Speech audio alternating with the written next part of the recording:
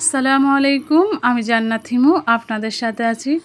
কাছে দূরে যে যেখান থেকে আমার আজকের ব্লগ ভিডিও দেখতে পাচ্ছেন, আশা রাখি আপনারা সবাই অনেক ভালো ও সুস্থ আছেন। আলহামদুলিল্লাহ আমিও অনেক ভালো আছি। আজকে আপনাদের জন্য আরও একটা রেগুলার ব্লগ ভিডিও নিয়ে আমি হাজির হয়েছি। আশা রাখি আপনাদের অনেক ভালো লাগবে।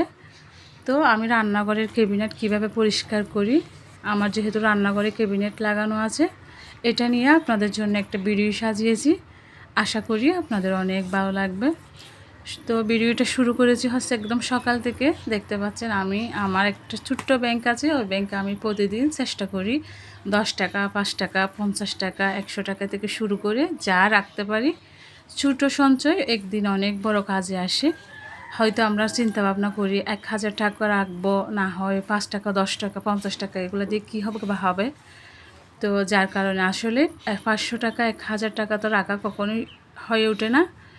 তো আমি এর জন্য চেষ্টা করি 50, 100 করে যা পারি প্রত্যেক দিন রাখার জন্য। একদিন এটা আমার ফ্যামিলির জন্য বা সবার জন্য অনেক বড় একটা কাজে আসে। তো আমি দেখতে পাচ্ছেন ভিডিওতে আমি সকাল সকাল শুরু করে দিয়েছি আমার ফিল্টারটা ধুতে অনেক দিন হয়ে গেছে। তো যার কারণে এটা নিয়ে ভালো করে সাবান দিয়ে তারপর ধুয়ে শুকানোর পরে আমি ওটাতে পানি রাখবো। তো হচ্ছে আমি চলে আসলাম আমার ক্যাবিনেটটা পরিষ্কার করার জন্য। দেখতে পাচ্ছেন এখানে কতগুলো ময়লা হয়েছে।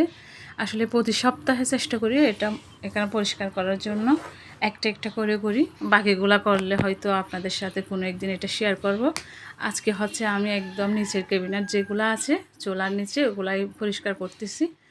এখানে হচ্ছে তেলাপোকার ওষুধ দেওয়ানো হয় বা চক আছে না, চকগুলা দিই, পাউডার দিই। তারপরও কিছুদিন পর এরা এসে এখানে ময়লা করে ফেলে, তো কিছু করার নেই। তো আর নিজের থেকে পরিষ্কার করতে হয়। এখানে যেহেতু আমি চালের ড্রামটা রাখি, তারপর হচ্ছে যে পেঁয়াজ, আলু যা যা আছে এগুলো রাখা হয়। এখানে হাঁড়ি পাতিলও রাখি, রান্না করে যেগুলো রেগুলার আমি রান্না করি ওই হাঁড়ি পাতিলগুলো এখানে রাখা হয়। তো এখানে ময়লাটাও বেশি হয়। তারপর হচ্ছে আমি এটা ভালো করে একটা শুকনো কাপড় দিয়ে মুছে, তারপর হচ্ছে এটা আমি একটা ভিজা কাপড় দিয়ে মুছে দিব। এখানে কতগুলো যে ময়লা হয়েছে বোঝাতে পারবো না। আমি এর আগে আরও বেশগুলো ফেলে দিছি, আপনাদের সাথে শেয়ার করতেছি কম যেগুলো আছে এগুলা। ক্যাবিনেট না থাকলে আসলে আমার মনে হয় অনেক ভালো। ক্যাবিনেটটা হচ্ছে আরও ময়লা বেশি হয়। ক্যাবিনেট না থাকলে হচ্ছে ঝাড়ু দিয়ে প্রতিদিন যদি ঝাড়ু দেওয়া হয় আর অতগুলো ময়লা হতে পারে না। আর তেলাপোকা বা টিকটিকি ওরাও এখানে বাসা বাঁধতে পারে না। তো ক্যাবিনেট থাকার কারণে ওদের সুবিধাটাও বেশি, আবার আমাদের কষ্টটা বেশি। তো যাই হোক, করতে তো হবে, যখন ক্যাবিনেট করাইছি শখের বসে পরিষ্কার তো রাখতে হবে। তারপর হচ্ছে আমি সুন্দর করে এটা ঝেড়ে মুছে এখানে কিছুক্ষণ হচ্ছে শুকানোর জন্য দরজাগুলো খোলা রাখবো। শুকাই গেলে হচ্ছে আমি যেগুলা জিনিস থাকে ওগুলা আবার সুন্দর করে এখানে গুছাই রেখে দিব। রান্নাঘরটা হয়তো আমার ছোটো হতে পারে, কিন্তু তার কাজের অভাব নাই। প্রতিদিন পরিষ্কার করি, আবার প্রতিদিনই ময়লা হয়ে যায়। পরিষ্কার করার পরে হচ্ছে আর ইচ্ছে করে না একদম যাতে এখানে রান্না করি বা ময়লা করি, কিন্তু করতে তো হবে। বাচ্চা কাচ্চা নিয়ে খাবোটা কি। আমার মতো হচ্ছে ক্যাবিনেটটা না দিয়ে থাক দিলে অনেক ভালো। থাক দিলে হয় এখানে মশা মাছি বা তেলাপোকা টিকটিকি কোনো কিছু বাসা বাঁধতে পারে না। ক্যাবিনেট হইলেও ওরা সুযোগ সুবিধা বেশি পায়, ওদের হচ্ছে মানে জায়গাটাও বেশি করে নেয়, ময়লাটাও বেশি করে। থাক দিলে হচ্ছে ডেইলি মোছা যায়, পরিষ্কার করা যায়, ওখানে আর কোনো কিছু থাকতে পারে না। হয়তো দেখতে ক্যাবিনেটটা সুন্দর, কিন্তু আসলে ক্যাবিনেটের মধ্যে যা ময়লা করতে পারে করে। তারপর হচ্ছে আমি আমার সুন্দর করে ডেকচি হাঁড়ি পাতিল সবগুলা রেখে দিব। এগুলো হচ্ছে আমার রেগুলার ইউজ করা হাঁড়ি পাতিল। তারপর হচ্ছে আমার পেঁয়াজটা শেষ হয়ে গেছিলো, আমি ওটাও ওখানে খুলে রেখে দিচ্ছি, এটাও ওখানে রাখি। আলু পেঁয়াজ বেশি আনলে এগুলো হচ্ছে ওখানের ভিতর রাখি। আর মাংস ধোয়ার জন্য যে যে প্লাস্টিকের বেলি টেলি আছে ওইগুলো আমি সুন্দর করে এখানের ভিতর রেখে দিছি। ছোটো বাচ্চাদের ঘর যেহেতু আমি বটিটাও এখানে রাখি, তো বটিটাও আমি এখানে রেখে দিব। আমার বাচ্চাদের হচ্ছে আমি খাওয়াই দাওয়াই, তারপর আমি এই কাজটাতে লেগে পড়েছি, যেহেতু এটাতে সময় লাগে বেশিক্ষণ। তো বাচ্চাদেরকে হচ্ছে আগে এই জন্য খাওয়াই দিয়ে আসছি। তারপর হচ্ছে এখানে আমার চুলার যে একটা বয়ম আছে ওটাও এখানে রাখি।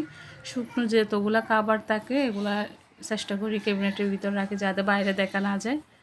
তো আমি এগুলো সুন্দর করে গুছাই ফেলছি। এই তো আমার ক্যাবিনেটের একদম এটা ফাইনাল লুক, পরিষ্কার হয়ে গেছে একদম।